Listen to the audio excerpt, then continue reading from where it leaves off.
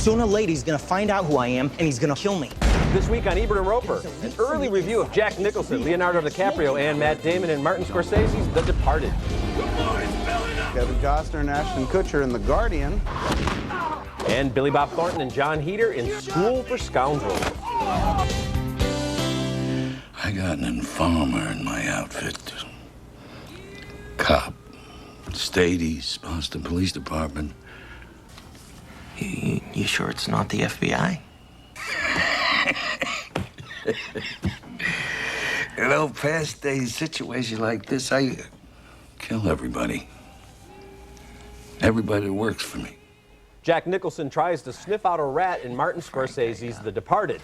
I'm Richard Roeper, and sitting in for Roger for the second time. He's back, the writer and director of the Clerks movies, Chasing Amy and Mallrats. Mr. Kevin Smith, welcome back, sir. Thank you, sir. I can't. It's so close to Halloween. I came in costume. Nice. All I'm missing is the backwards base. But I own one coat in the world, and sadly, I used it in the movie, and now, unfortunately, I have to wear it in real life. And you can't find a fat man coat in this world. I'm telling you, it's tough. Words to live by. Yes. Okay. The first movie, as we know, is The Departed.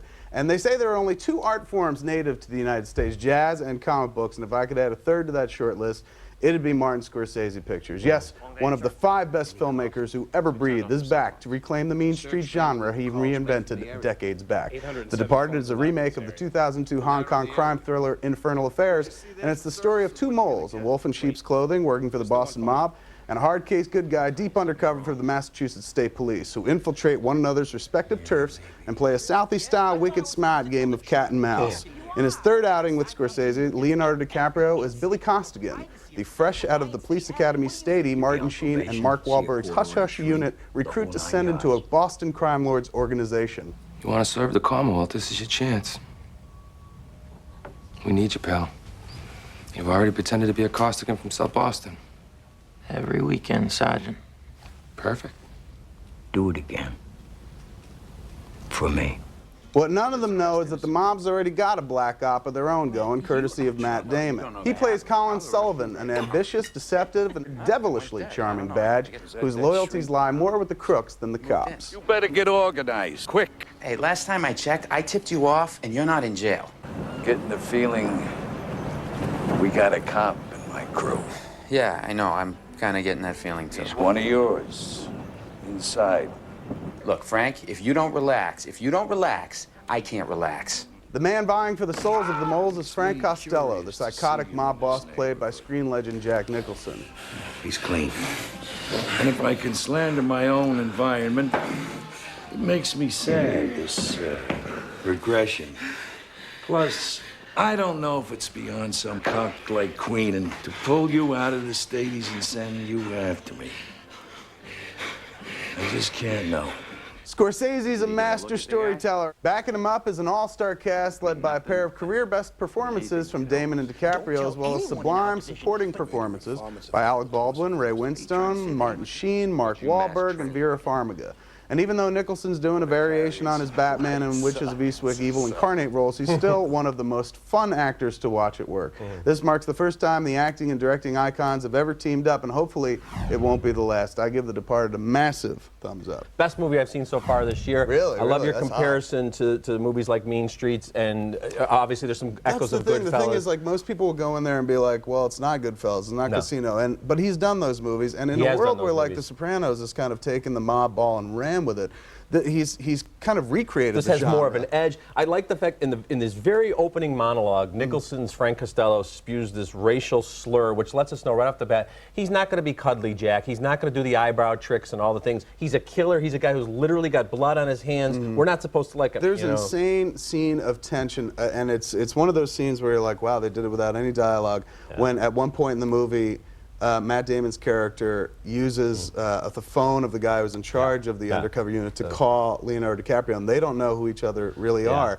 And there's this quiet, like, felt like minute and a half, 2 minutes maybe, where they're just on the phone listening to one another breathe without speaking, and it's more gripping than anything you've seen in a horror movie. Because it has earned that moment, Kevin, with all the great stuff that has come before that. This is a great film. I'm so thrilled that we're getting into that time of year where we're getting these great movies. I got another one for you, and believe it or not, I don't think Jack Nicholson's Frank Costello is the most evil character to be featured I might agree in a with you. movie on this show, because our next movie features Forrest Whitaker, who's been one of our most interesting actors for 20 years, and he gives the performance of a lifetime in The Last King of Scotland. This work also is sure to generate serious Oscar buzz. Whitaker is covered in sweat and madness as Idi Amin, the ferociously charismatic and murderously paranoid dictator who ruled Uganda in the 1970s. But interestingly enough, this film is based on a novel, and we actually see the story through the experiences of a composite character, a white Scottish doctor. I want you to tell me what to do. You want me to tell you what to do? Yes, you are my advisor. You are the only one I can trust in here. You should have told me not to throw the Asians out in the first place. I did, but you did not persuade me, Nicholas. You did not persuade me. That's James McAvoy in a strong performance as Nicholas, but I wish the film had spent more time with Amin and less time with the doctor and his relationships, including encounters with Gillian Anderson and Kerry Washington, who plays one of Amin's wives. As enemies, real and imagined, disappear, the world press begins to focus on the genocide in Uganda. At the urging of Nicholas, Amin holds a press conference and turns on the charm. I have created the Save Britain Fund. We Ugandans, we like to help our friends. So, the Ugandans have got together and saved 3 tons of food and the vegetables for their friends in England. Because they are having economic difficulties, let me assure you here. The film is most effective when Whitaker is center stage, whether he's holding court with an audience of one or hosting a sprawling orgy of music, food, drink, and sex. Whitaker makes us see just how this monster was able to seduce a nation until the blood finally washed away that con job. Big thumbs up for this one as well. I give it a big thumbs up too. This was the movie that I probably didn't know what to expect based on the title. And Forrest Whitaker, if they don't run him for Best Supporting Actor right now, it's his finest hour. And this is a guy who's always turned in really great work. It's interesting that you talk about him as a supporting actor here, though, because I do think that's the flaw with this film. We get this creation, and I'm sure it was a good novel. It got great reviews. Right. But to have this fictional character, when you've got somebody from real life who was larger than life and had such an amazing, horrific run leading this country, into decline. I want more of that and less of this doctor running around chasing Gillian Anderson and Kerry Washington. But for me, it's like if there was more Amin, it might be too much of a good thing, and at a certain point you'd be inured to what a horrible human being he was. At least you take breathing moments with the main character, the McAvoy's doctor, before you jump back into the world of Amin. Because if you don't know the history of Idi Amin and you go into this movie, at first you're as charmed as the entire nation of Uganda was. Where it's just like, wow, what a personable guy. This guy's going to and save then us. very slowly, it's revealed how absolutely paranoid and murderously paranoid the man was. It's worth going just to see Forrest Whitaker, who's definitely, I think, is going to win Best Supporting Actor this year. It's great work. I hope. I'm voting. Later in the show, Kevin Costner and Ashton Kutcher star in The Guardian, and next, it's Ashton Kutcher yet again, this time voicing Open Season. I can't fish, I can't climb a tree, I can't even go in the woods. That's nothing. Half dough, half buck. I'm a duck. Hey, I ride a unicycle for crackers. I have a glass eye. I can't snap. I thought log was a color. If you ever watched Punk'd and thought, man, Ashton Kutcher will do anything for a buck, guess what? Thank you. That's literally true now because he provides the voice of Elliot the Buck in our next movie, Open Season, an animated flick about big old bears, nutty squirrels, and finding your place in the cruel, harsh world. Dr. Seuss, eat your heart out. Open Season doesn't reinvent the wheel like Toy Story or The Incredibles, but it's still a worthy addition to the cartoon canon. Okay, Denny, let's round him up. All right, ladies, let her rip.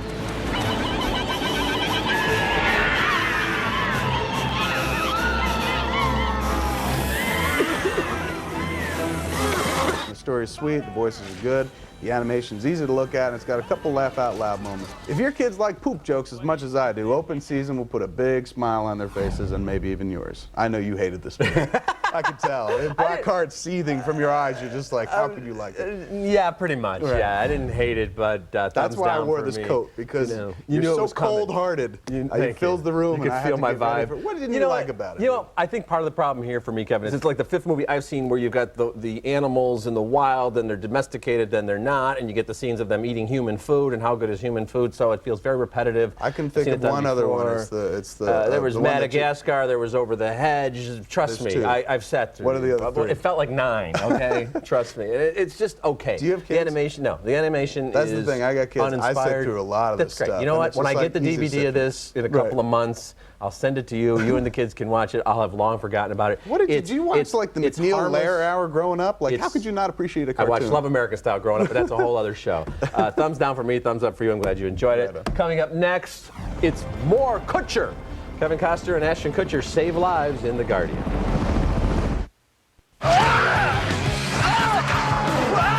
Looking at movies now in theaters, which I reviewed with last week's guest critic, Fred Willard.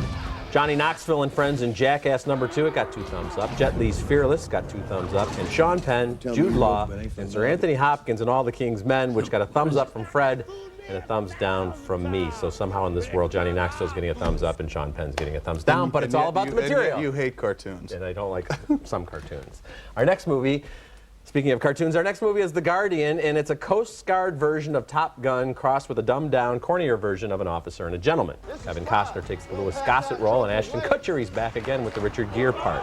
Costner plays Ben Randall, a legendary Coast Guard rescue swimmer who is temporarily assigned to an instructor gig. Kutcher, whose cinematic resume, including now Open Season, also includes smirking and having good hair and crap like Just Married, My Boss's Daughter, Guess Who, and A Lot Like Love, plays hotshot recruit Jake Fisher. Fish, why are you here, Fish? I'm here to exceed your expectations, Senior Chief. I'm a rescue swimmer at heart, born, bred, and water-fed. Hoorah! Wow, I bet you practiced that all morning. You think a movie like this is going to have a training sequence? I know. How about a montage, and we can set it to music? I'm a rescue swimmer, yes I am!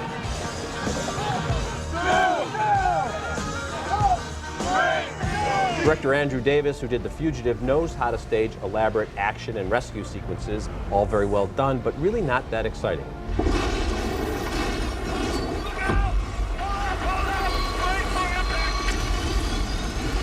After more false endings than the last Lord of the Rings movie, The Guardian reaches a howler of a conclusion. We're actually supposed to believe that, well, I don't want to give it away, but we're really supposed to believe something that's unbelievable. It's one of the most ludicrous final sequences in recent memory. That would be a thumbs down. You're jaded, man. You see too many movies. I liked it. This is one movie that I was like, I ain't looking forward to this. Wow. I've never seen a movie about the Coast Guard before. I actually thought it was kind of interesting. I've never seen Ashton Kutcher in anything before. I've never seen any of the movies you listed. Congratulations. This was my first Ashton Kutcher experience. I thought he was fine for what he needed to do. Okay. I like Kevin Costner. I think Andrew Davis should get a pass here in the heart of Chicago. Man made one of the greatest Chicago movies of all time, The Fugitive. For Absolutely, God's sakes. yeah. He should be canonized in this state, in this city. I urge everyone to rent The Fugitive. But it's total programmer. But like, this is a movie I sat there watching it, going like, you know what, my old man would have loved this movie. This was right up his alley. So like, is it for the horse and pony set? No. Is it for people that like to go out? And Is it for smart people? No. I mean, what are you telling me here? You're telling me you liked it because... I'm telling you, my dad was an idiot. He would have liked this movie. No, you're telling me that Andrew Davis is a good director because he made The Fugitive. I agree. You're telling me that your dad would have liked this movie, and you're telling me that you're admitting that it's by the numbers. Yes. So you're basically telling me I'm right in giving it thumbs down. This movie, you leave your brain at the door. You don't have to think whatsoever. I like to bring my brain in with me and buy some popcorn. But for some movies, that's totally fine. I agree with you. But some movies, you just want to sit back and be like, wow, is that what the Coast Guard really does? And also, big thumbs up for their CG in this movie, which I thought was flawless. You couldn't kind of differentiate between the real life stuff and the stuff they had to create. That's well-made cheese. Let's just leave it at that. Well-made cheese, fine. I'll let you have the last word on that. Our next film comes courtesy of acclaimed British director Stephen Frears, who examines the monarchy with The Queen, a meditation on the long week between the death of Princess Diana and the first public statement on the subject by the royals. The always amazing Helen Mirren gives a pitch-perfect, restrained, yet oddly moving portrayal of Queen Elizabeth II, a woman so aloof and removed she has a hard time relating to a realm of subjects she rules in title only. In this scene, she stands on outdated ceremony when meeting with recently elected Prime Minister Tony Blair, played by Michael Sheen. Have we shown you how to start a nuclear war yet? No. Oh, first thing we do, apparently. Then we take away your passport and spend the rest of the time sending you around the world. You obviously know my job better than I do. Yes, well, you are my 10th Prime Minister, Mr. Blair. After learning of her former daughter-in-law's death in Paris, Her Royal Highness opts against any press releases or public acknowledgement about Diana's passing, much to the chagrin of Blair, who fears that England's need for sympathy and reassurance is being overlooked by the overly sheltered members of the monarchy. The public, man. The British people. You don't think a private funeral might be denying them a chance? A chance to what? This is a family funeral, Mr. Blair, not a fairground attraction. If you can imagine George Bush refusing to immediately acknowledge the events of 9/11, you might have an idea of what the Queen's silence of Diana's death meant to the British. Frears does a good job of portraying the royals as not so much cold, emotionless figureheads as anachronistic casualties, somewhat lost in time and trapped by tradition. But Helen Mirren raises the whole endeavor out of Hallmark Hall of Fame TV movie territory and single-handedly earns the film a thumbs up. Big thumbs up for me, Kevin. And you talk about the different styles of acting. You know, in movies like The Last King of Scotland, Forrest Whitaker and DiCaprio and Damon and Nicholson in The Departed, where they get to play big and almost do operatic type acting. This and is here, the other end of the it's Helen spectrum, Mirren man. and it's her face and it's Oscar level work. Absolutely. I love this film. It's the shades that we see, and we see how Tony Blair eventually almost comes to the defense of the Queen, saying, "You people don't understand. You know, this is 400 years, 500 years And of it takes ingrained the in this movie to come to that, because at first Yeah. he's one of those people that's just like, these royals are nuts. Somebody save these people And from then- themselves, yeah, he says at one many point. You know, times. I think it's beautifully written, and the acting is just pinpoint. And this Just is a woman, perfect. too, who, I mean, she's a phenomenal actress, Yeah, going as she far is. back as Excalibur, and as recently as the Elizabeth that she won an Emmy for on HBO. And whereas that's a portrayal of a person that none of us have ever known, and she can go hog wild Yeah, with it, that's true. she's doing the very difficult job of playing somebody we're all Right. familiar with. So not Yeah. only do you have to get their inflection down, but you can't kind of go nuts with it. No, Or nor you can it risk just be an alienating impersonation. the It audience. can't just be, oh, Exactly. look, let me imitate this person. So, I mean, just great acting. And she'll definitely be running for Yeah, they'll no run doubt her about big that. time for best actress this year. Yeah, absolutely. Now, I've also caught a couple of movies you haven't had a chance to see yet. Two politically incorrect comedies filled with below-the-belt humor. In School for Scoundrels, Billy Bob Thornton runs a top-secret class for losers and wimps. Napoleon Dynamite, I mean John Heater, is the top nerd in the class. How many of you retards own a self-help book? That's your first problem. You can't help yourself because yourself sucks. Things get increasingly dopey in the final act, leading to an incredibly stupid ending, but I have to admit I laughed just enough to recommend School for Scoundrels. And that pretty much holds true for the low-budget, low-brow Artie Lang's Beer League. The corpulent comic and stern sidekick stretches his acting muscles about 2 inches to play a wisecracking, booze-guzzling, coke-snorting New Jersey mama's boy. Pop up! You got it! Jesus. Beer League is raunchy and tacky, but it's a hell of a lot funnier than something like Failure to Launch, which addressed similar material and characters in a safe, yawn-inducing fashion, so I'm going to give it thumbs up. How is it that I see The Queen and I don't see the two movies that you would imagine that I would see? The Queen's Beer League would be good, actually. Pretty much. Yeah, I didn't get to see either, but I mean, high recommendations, which befuddles me. You're a strange man. You're an unknowable enigma, sir. I take that as a huge compliment. Okay, when we come back, the best titles on DVD in the Thumbs Up video segment. But first, let's take a look at what guest critic Zoriana Kitt and I will review on next week's show. The Bible is full of sex. Haven't you noticed? The Bible? Mm-hmm. Where are you taking us? Where are you taking us, sir?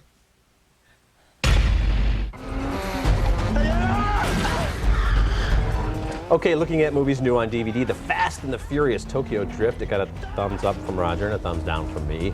Edward Norton in Down in the Valley got 2 thumbs down, and Gretchen Mol and the Notorious Betty Page, that got 2 thumbs up. And I also have a video pick for you. Thank You for Smoking. Aaron Eckhart is terrific as this tobacco lobbyist.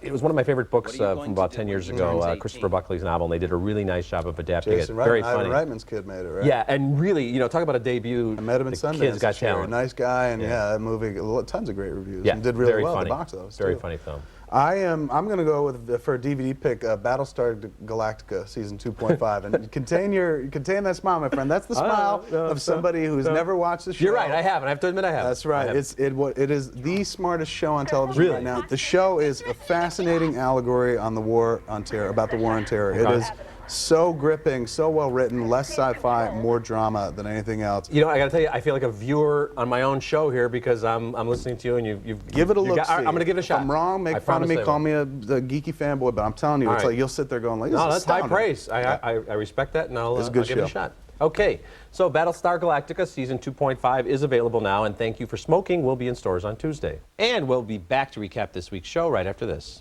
Closed captioning for Ebert and Roeper is sponsored by... Okay, recapping the movies on this week's show. 2 massive thumbs up for The Departed. It opens next week. 2 big thumbs up for The Last King of Scotland, particularly Forrest Whitaker's performance. Absolutely. We split on open season. Yes, we split did. again on The Guardian. You're too easy. You're too hateful. And 2 thumbs up for The Queen. A lot of good movies there, Sounded though. vaguely dirty, didn't Yeah, it did a little bit. At least 3 good movies on this show. Yes. And also, Roger Ebert has come out with a book called Awake in the Dark. It's a collection of some of his best writing. And, you know, as much as I love doing the show with Roger and watching the show with Roger and Gene all these years, Roger's also just one of the best pure writers I've ever had the experience of reading, and this is a terrific book. And hopefully he'll be back damn soon. Yeah, absolutely. Until then, though, I'm happy to take a seat. Thanks for filling in again. It's a great Thank you show. for having Appreciate me. it. All right, my friend, we'll be back again soon, I hope sometime. Until then, the balcony is closed.